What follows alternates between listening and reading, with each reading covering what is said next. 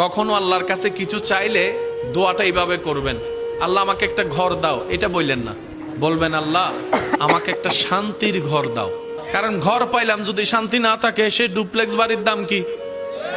কখনো সন্তান চাইবেন না, বলবেন আল্লাহ আমাকে একটা নেককার সন্তান দাও। কখনো চাকরি ব্যবসা খুঁজবেন না, বলবেন আল্লাহ আমাকে হালাল রুজি অর্জনের একটা রাস্তা করে দাও। কারণ আপনার যদি সন্তান সন্ত্রাস হয়ে বসে, বাপদাদা 14 গোষ্ঠীর ইজ্জত, এই সন্তান হওয়ার চাইতো। আমি কি বুঝাতে পারছি কথা? এবার দেখেন আল্লাহ এমন দয়াবান, যারা নামাজ পড়ে তাদেরকেও দেয়, যারা নামাজ পড়ে না তাদেরকেও দেয়। কিন্তু দুই দেওয়ার মধ্যে পার্থক্য আছে।